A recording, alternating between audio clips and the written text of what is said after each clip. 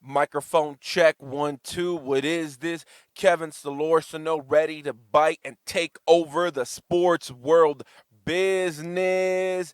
My name again is Kevin Solorsino, and I want to thank you guys for clicking on this show, on this episode, whatever you want to call it. My name is Kevin Solorsino, and I want to thank you guys for joining me where we're going to be talking about sports, mainly football. I'm a sports stooge now with a podcast, and I'm ready to take over the world. I don't know if I'll take over the world, but yeah. Anyways, do we have a jam-packed show for you guys today? And man, I think we should just get into it. A little quick background of who I am, what it is that I want to do with this show. Um, I live out here in Utah. I'm from California, born and raised. Favorite football team off the bat, NFL, is the Denver Broncos. On this show, that's going to be the main thing we're going to be talking about is football, not just my team in general, but football in general. So I hope you guys can become fans of the show. So hit that subscribe button, hit that like button, comment down, and let me know what you guys think down below of the first show ever. Um, Man, yeah, I'm just really excited to get this going. It's been a long time coming. It's been something that I've been wanting to do. Now, some people might be like, "Well, why should we listen to you? You know, where are you a sports journalist? What's your background and everything?" No, I'm not a sports journalist. I'm a man who played football in high school, who misses the sport. The goal is eventually to get back out there, maybe play, I guess they call it amateur football or semi-pro football with, with other people my age or whatever you want to call it, maybe flag or whatever the case is. Like I just miss being out there. I miss competing. But the reason is I'm here. The reason I'm doing this show is because I'm trying to give you guys a different perspective, right? For me, I'm a big fan of someone like Pat McAfee and his show. Um, I listen to Skip and Shannon or Colin. Like I listen to these guys. Pat is someone that I look up to because he's really outspoken. He just doesn't care. He's not a sports journalist, right? And that's kind of the steps that I'm following. I'm not a sports journalist, but I'm gonna give you guys my honest opinion about everything. I'm just not gonna come out here and try to be like, oh, because I feel like a lot of these guys that aren't with Fox and ESPN, no, nothing against them. I respect them and what they do and the sports journalism that they bring, but I feel like we get fed a lot of the same stuff on there. And my goal is again to try to be different, try to be innovative, and try to come up with different ways that you guys can um, connect to me and be like, oh yeah, I connect to him because he's not a sports journalist. My thing is try to be as transparent as possible. So without further ado, let's get into it. Let me pull up my notes here. Pull up my notes. Okay, man. So the first thing, I'm not gonna edit this out because I am trying to get these notes. All right. So the first thing we want to talk about, the biggest thing that's going on in the NFL is, of course, the Deshaun Watson shits, the Deshaun Watson situation, and man, this is a big one. When this first started, I had different opinions on it. I was like, at first, I'm just gonna get into it. Let me just get into the timeline, and then you guys can listen and get your own opinion if you haven't already, and or look at it from this perspective if you are on one side of the pillow. Look at it from both sides and be like, oh yeah, I get what Kevin's saying. So, and in the beginning of March, it all started like this, right? Deshaun Watson came out saying that he wanted to trade, he wanted to get out of Houston, he was just tired of the owner, right? So on March 16th, a lawyer known as Tony Busby he announced that he was filing a lawsuit against Deshaun Watson. Right, a woman was gonna file a lawsuit. Now, see, that's the thing. Off the bat, I'm gonna tell you guys is they're all lawsuits. They're not like, oh, they're not accusing him of like rape or sexual harassment. They're just all lawsuits. So that is a little weird, right? But then March 17th, the next day, there was two new cases filed against Deshaun Watson. On March 18th, the NFL opened an investigation on the whole situation, and then March 22nd, there were seven new cases that were filed. Now, at first, when there was one or maybe three, I was like, okay, maybe it could be a cash grab situation, right? Because the first time it happened, he Deshaun Watson took it to Instagram and or I think it was to Twitter and whatever, to his social media saying, "Hey, you know what? That's all false. These guys they just want to take my money." And okay, at first, some people will believe because you're like, okay, it's not the first time that this kind of situation has happened where they want to take money from someone who's famous, especially a quarterback, right? So on March 23rd, um, this is when Deshaun Watson's lawyer, Rusty Hardin, accused one of the women for attempting to blackmail, saying that she wanted $30,000 in order to stay silent. Now, that's when, again, that kind of raised eyebrows because we're like, oh, oh, that kind of raised eyebrows. Sorry, my whole notes thing. Um, that raised eyebrows in the way that that okay, maybe it is a cash grab situation. So again, during this whole process, my opinion was changing a lot, right? Excuse me. And then on March 29th, there was a lawsuit that alleged that Deshaun Watson, in one of the lawsuits, they were alleging that Watson was deleting Instagram messages in one of the three lawsuits that was filed on March 29th, bringing the total to 19. Hold up. Notes is a little weird. My bad. Yeah, so on March 29th, he was already up to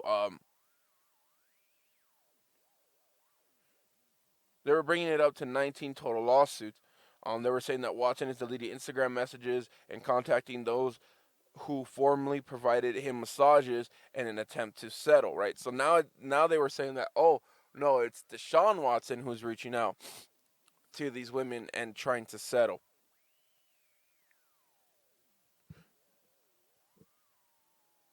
Hold up. Sorry, guys. Okay. And then on March 31st, 18 massage therapists came out and defended Watson. Um, Rusty Hardin, who is Watson's lawyer, said his office has received dozens of unsolicited phone calls, letters, and emails, text messages from professional massage therapists who have worked with Watson, saying that they've never felt uncomfortable or that he demanded anything outside the scope of a professional massage. The following 18 women are voluntarily issuing statements in support of Deshaun Watson, with their names attached. Rusty Hardin said in a new release, adding that the women have collectively worked with Deshaun more than 130 times over the past 5 years. So this is all that happened on March 31st, right? You had 18 women who were massage therapists who have worked with or worked on Deshaun Watson coming out to defend him. And it's cool, I mean, I get it. I mean, there's always going to be a side defending, the person who's being accused, and there's always going to be people defending the accusers, right? So, or I don't know if I said that correctly. My bad. And then on April 2nd, Watson went under police investigation. Houston police were investigating Watson after a complaint filed a report regarding Watson on Friday. Police did not detail the nature of the report or the investigation. Tony Busby, who at this point has filed 21 lawsuits on behalf of women accusing Watson of sexual assault and misconduct, said in a statement late Friday that he was aware of that the complaint was filed but was not personally involved in the process. So see, all the women that are involved, they're not all with the same lawyer. My bad. They're not all involved with the same lawyer, which is again, you're like, okay, well then, it's kind of hard to really believe Deshaun Watson and what his team is saying, right? Because on April 5th, this was already Tony Busby filed the 22nd case against Deshaun Watson. On April 6th, two more women went public with Watson's accusations. Both women accused Watson of inappropriate exposing himself and touching them with his erect penis. Sorry about the language. Solis, one of the defendant or one of the person that is accusing him, Solis' interaction with Watson allegedly occurred on in March 2020, and another one, Baxley's, allegedly occurred in June 2020. So this is all last year, right? And then Shortly after that news conference, Rusty Harden's office released a statement claiming that Busby sought out $100,000 in settlement from Watson on Sully's behalf before she filed her civil lawsuit.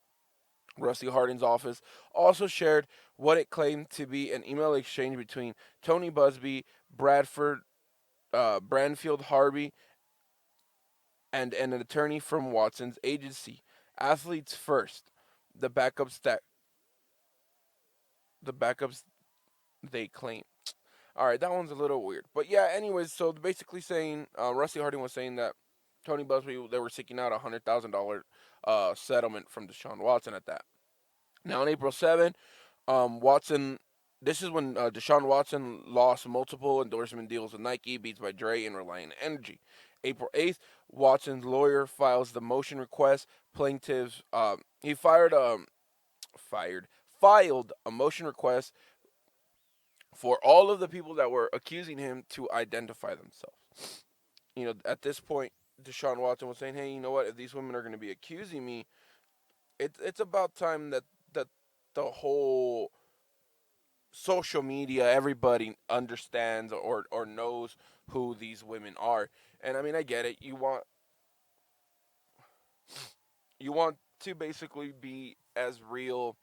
You want people to understand what's going on, and he thinks that maybe by doing that, that could help. Let me get some water real quick.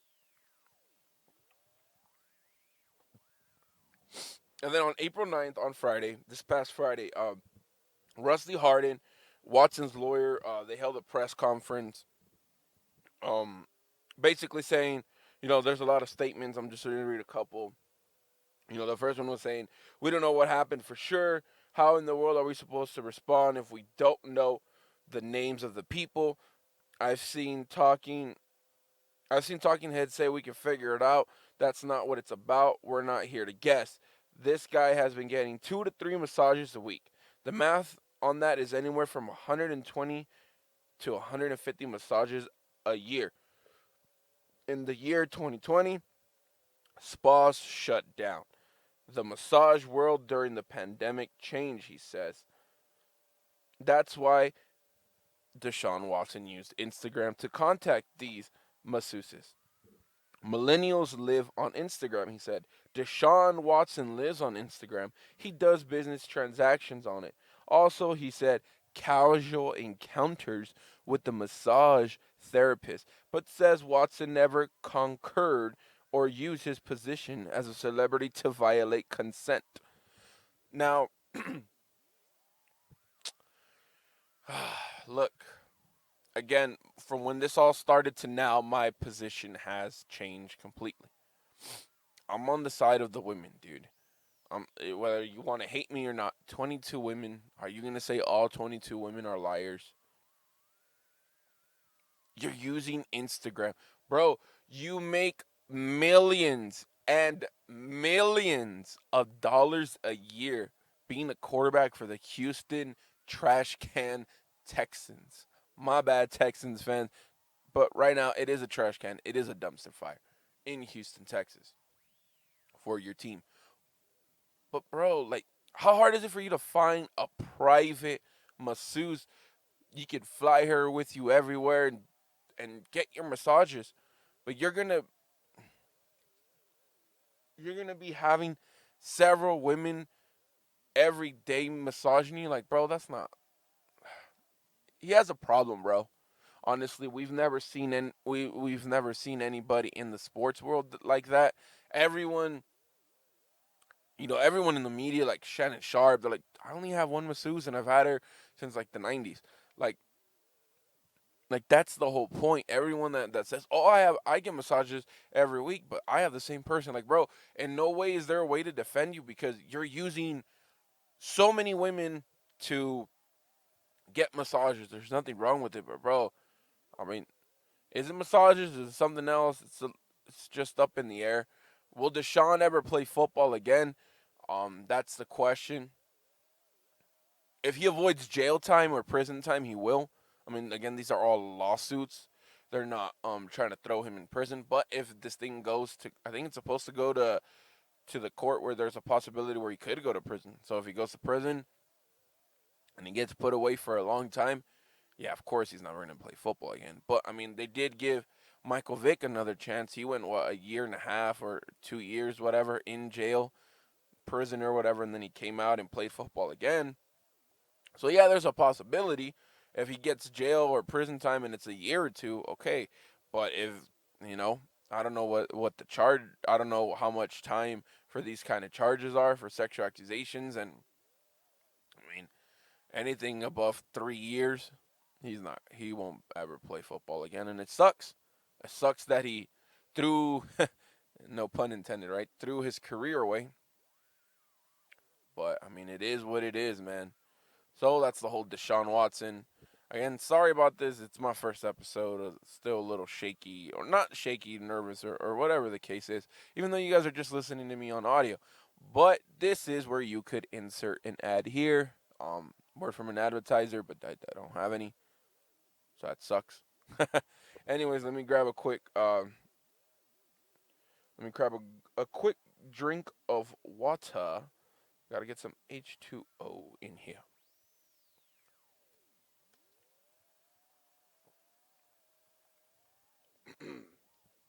All right. So now let's get to the winners and losers of free agency. Again, this is all my opinion. So if you are a team of one of these people who is a loser, then you're probably going to hate my guts. But if you are a fan of one of these teams that is a winner, or a player that is a winner, then you are going to love my guts, hopefully, right? But anyways, this is all just my opinion, right? So let's get into it with the first loser of the NFL free agency. Number one, well, again, not number one as in, oh, this is the worst one, but they're not in no specific order. So number one, Jared Goff. Now, for the reason for this is that he is going from a winning franchise in the LA Rams to a losing franchise who basically let their best players go. They have to rebuild, but with that contract that he has, it's going to have to be through the draft. A winner, Matthew Stafford. This is an easy one, right? You get traded from a losing franchise to a winning franchise who's already stacked and is a couple years removed from the Super Bowl. Yeah, you're a winner, my friend.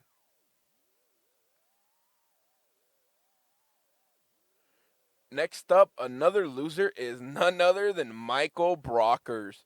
I mean, you come on. You say that Stafford was a major upgrade for the LA Rams when you were a ramp, and guess what, buddy? You get drafted. You get traded to the Detroit Lions, and then you're like,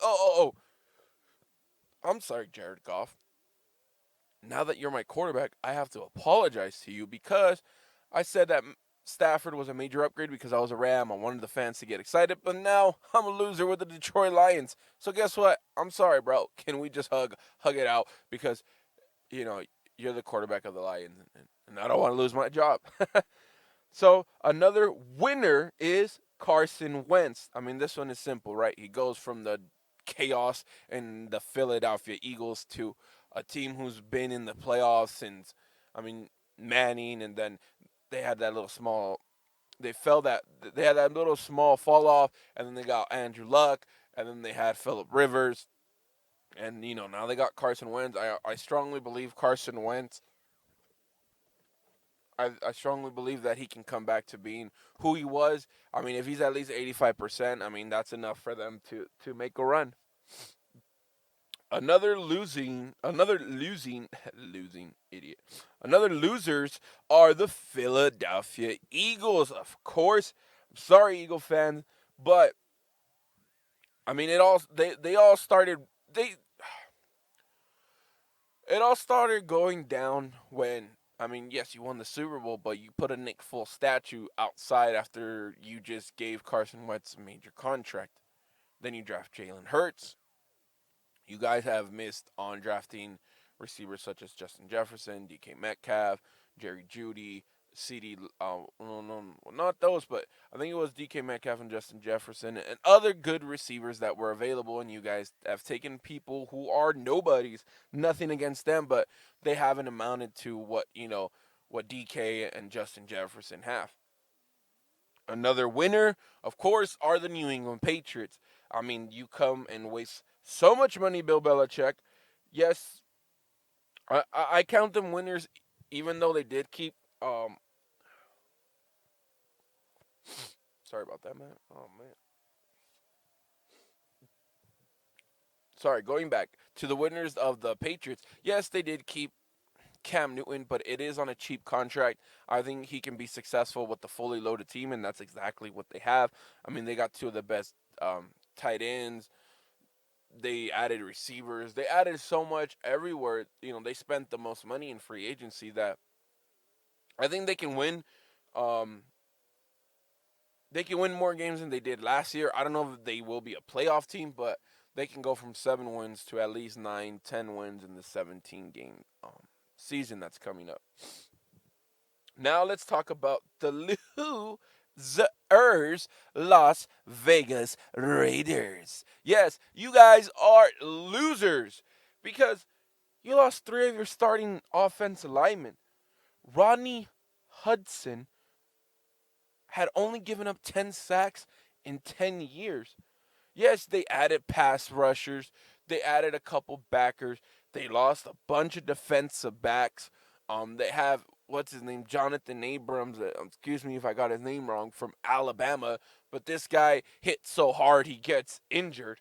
I mean, Derek Carr is not a good quarterback when he doesn't have protection. But then again, what quarterback is good when they have no offensive line? But I mean, what did you guys do? You guys told Marcus Mariota, hey, buddy, take a pay cut. And then what do? You sign Kenyon Drake. I mean, I get it. You want Josh Jacobs and Kenyon Drake. You want two really good running backs because one is going to be getting injured with that really bad offensive line. I mean, if you're the Raiders, how about you just draft a bunch of offensive line and hope you hit with a couple? Another winner is none other than Dak Prescott. Of course, he got his big contract, and the loser out of this was the Dallas Cowboys, right? Like Skip Bayless was saying during free agency, can somebody tell Jerry Jones that free agency has started?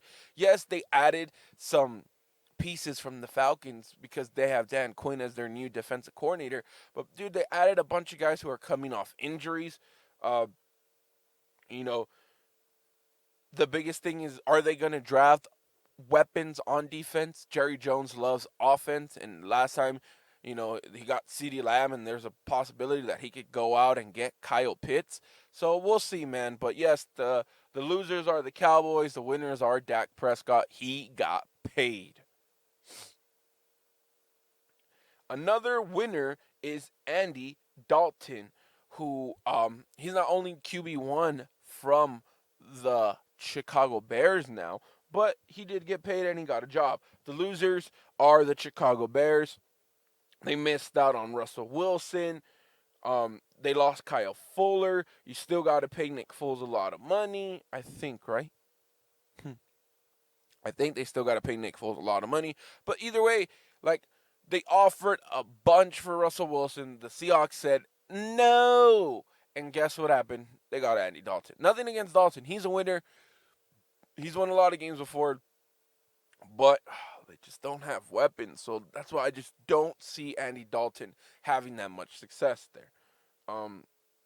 Another winner are the New York Giants. They added Kenny Golladay, Adoree Jackson. Their offense is loaded with Saquon Barkley coming back. The clock is ticking, though, on Daniel Jones. I have them as a dark horse to possibly win the NFC East.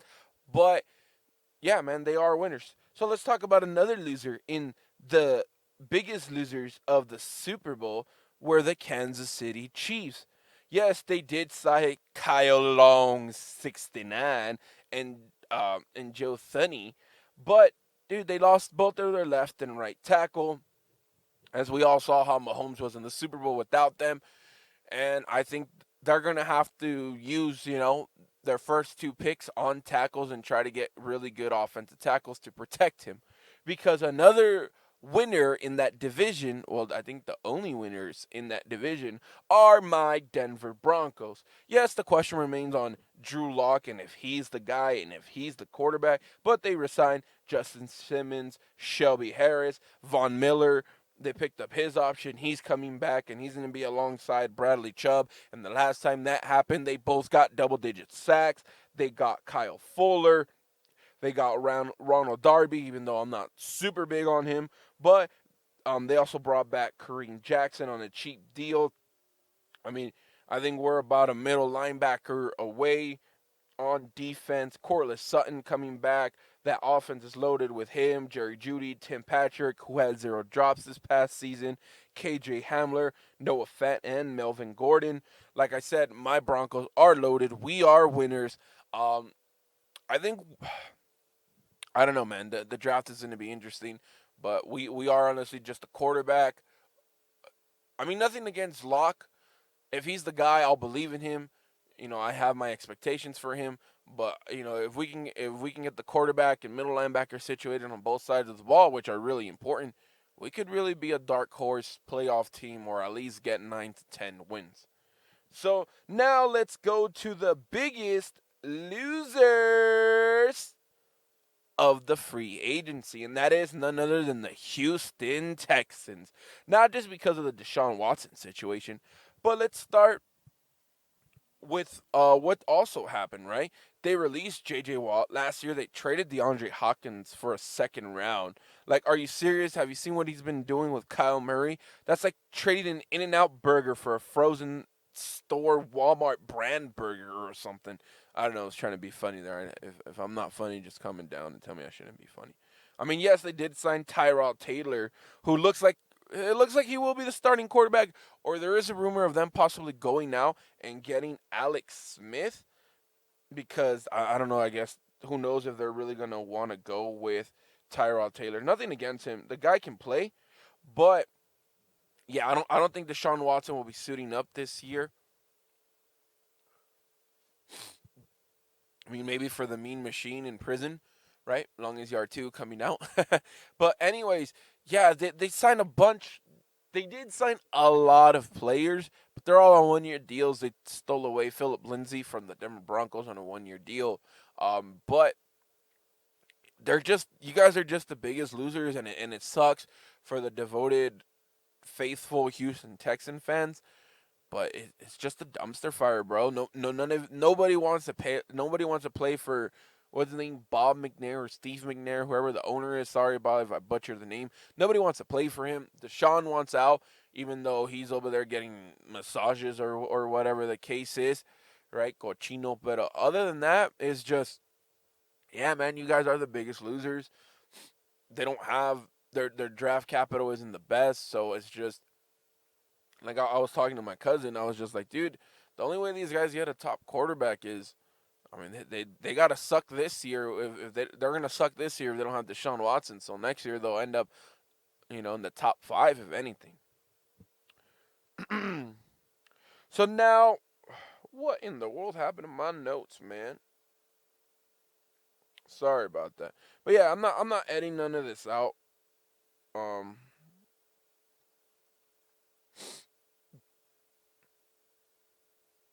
I'm not gonna edit none of this out. Keeping it raw with you guys, keeping it real. So now let's get into the mock draft 2.0. 1.0 has been on my Instagram. If you're watching this, I haven't even shouted out my Instagram, but it should be all over on this cover page, so you guys can go give me a follow on Instagram, give me a follow on Twitter, hit me up and let me know that you listen to the show, that you subscribe, and I will highly appreciate it. I'm on the road to 1,000 subscribers, even though I have possibly 0. But if you are watching, hit that subscribe button, hit that like button, comment down, let me know what you think of the show, and yeah, man. Let's get into the mock draft 2.0. I will be inserting the little, the little NFL draft sound throughout this, so hopefully it doesn't bug you guys.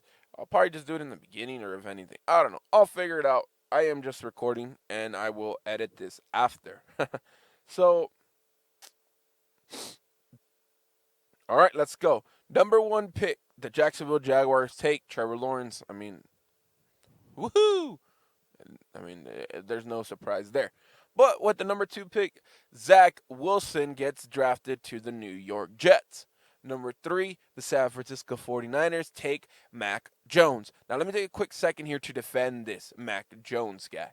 Look, Kyle Shanahan has had success with who? Matt Schaub, Kirk Cousins, Matt Ryan, Jimmy Garoppolo, all pocket passers.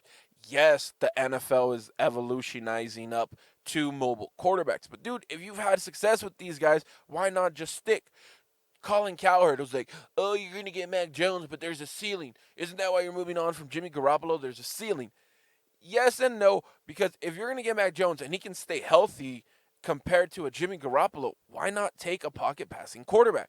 They had RG3 in Washington. What happened? He tore his ACL, was never the same quarterback. So why do you want to risk and go down that same situation again? So that's just my thing. Is like, dude, oh, but Mac Jones, he never trailed. Bro, he went to Alabama, a really good school. What do you want him to do? Aren't people saying, oh, the Niners are going to, with Jimmy Garoppolo back, they can be a Super Bowl team?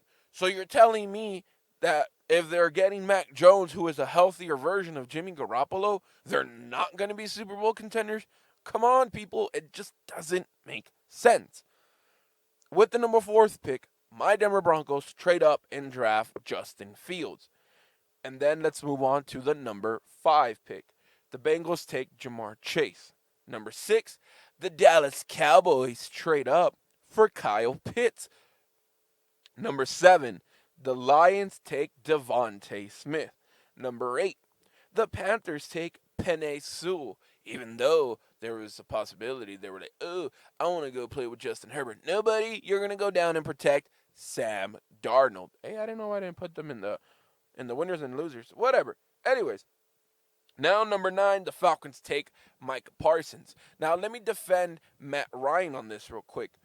Look, the guy has thrown for over 10,000 yards in 10 seasons. 10,000. Crazy. He's thrown over 4,000 yards each season for 10 years. Are you really going to move on from that? He's been number 1 in completions, number 1 in pass attempts, number 1 in so many categories. Why are you going to move on? Oh, but he's 36. Look at Aaron Rodgers. Tell me if Aaron Rodgers doesn't hit the market, they're not going to go after like him. They're not going to go after him like crazy. They are. Dude, look at Tom Brady. 42, 43 years old, and the guy's in incredible shape, and he's still killing it out there. Nowadays, quarterbacks are lasting a long time because they are taking care of their bodies. And if that's what Matt Ryan's doing, why are you going to move on? Oh, but you'll be stuck. Dude, you're going to pay Matt Ryan a lot of money. You don't need to move on from him.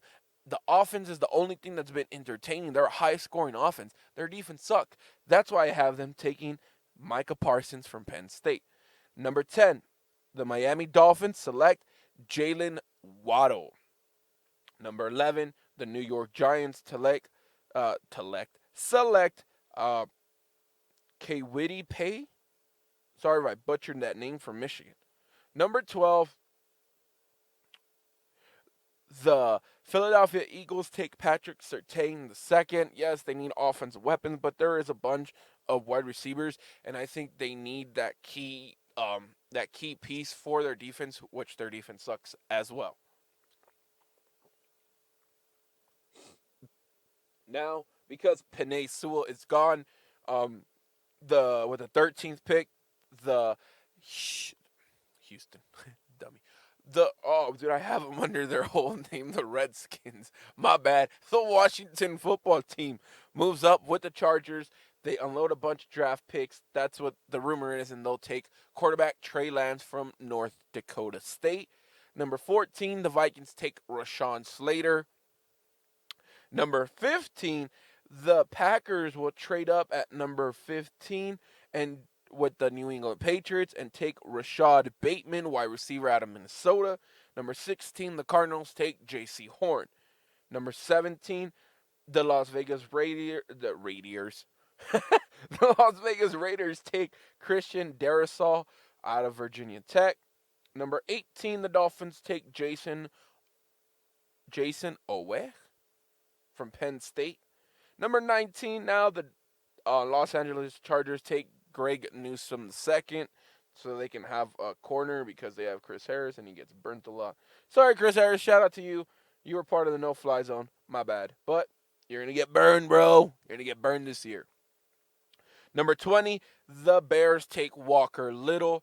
Again, there is a bunch of, well, this one was a little bit risky. Well, not risky, but I was 50-50 with them taking a receiver, but I think their offensive line, it is emerging, but I think they could improve it still.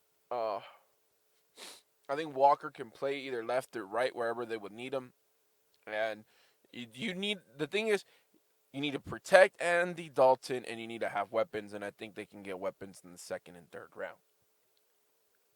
So, number 21, the Indianapolis Colts will take wide receiver Elijah Moore. Number 22, the Tennessee Titans will take Caleb Farley. Number 23, the Jets will take Trevon Moehrig.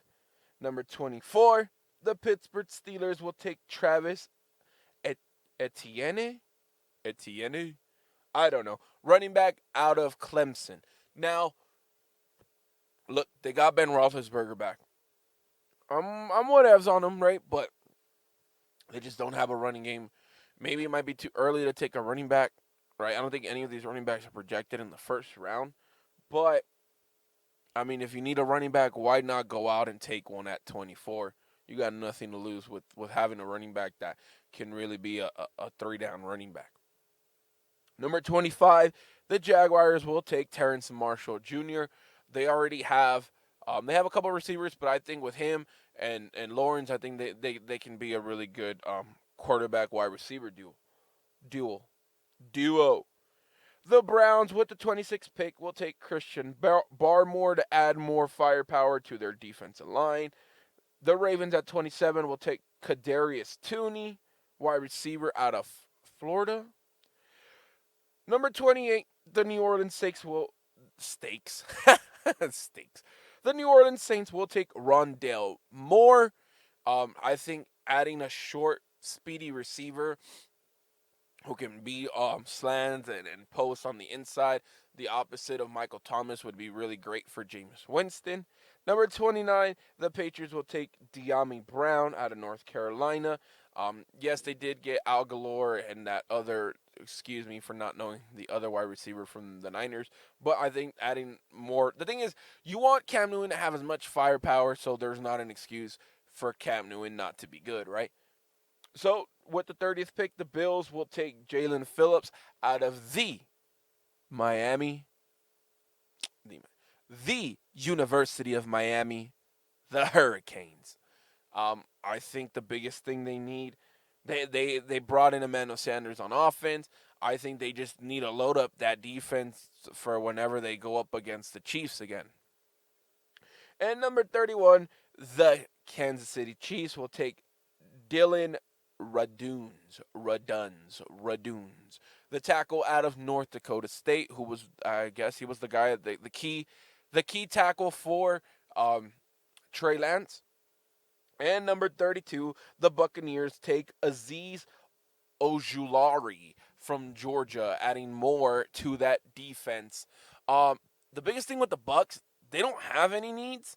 Honestly, they're just adding for depth. So I think adding someone on the defensive line who you could put in at tackle or possibly rotate him out to be on the edges, why not?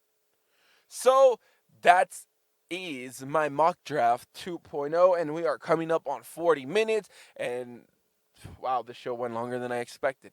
But I just want to thank you guys for listening. Hit that like button, hit that subscribe button, comment down, let me know what you think. This has been the Kevin Sports World Show, hosted by Kevin Solorsino. I want to thank you guys. You guys have been the best, even if I only get one view, and that view comes from my mom. I just want to thank you guys. Again, I don't know if I'll get any sponsors or ads, and that'll all just come as the show grows. The goal is let's get up to 1,000 subscribers, the 4,000 viewing hours. Let's get monetized, because I work a regular job, but I eventually want to be a sportscaster stooge, doing this every day, full time. Right now, we'll be doing every weekend leading up to the draft, and then after that, we'll do every other week. The only reason I'm doing audio, I can't afford to get a camera right now, and yeah, I don't really have a space to do a setup, but I'm gonna be doing my best to bring you guys this audio experience because a lot of people just like throwing this in the background. So again, thank you guys. This has been Kevin Solorsino. Hit that like button, hit that subscribe button, comment down below. Let me know what you think. Let me know how much I suck, or let me know how much good I am and how much better I am than Stephanie Smith, Colin Cowherd, Skip Bayless, Shannon Sharp, all of those guys. I'm better than them. No, I'm not. I'm not even close. Anyways, thank you guys. And this has been the show. I am gone. I'm going to go edit this and then I'll post this up. So thank you guys. You guys have a wonderful day, wonderful morning, evening, afternoon, wherever it is that you guys are listening. And I'll see you guys here next week. Goodbye, y'all. Peace. Stay safe.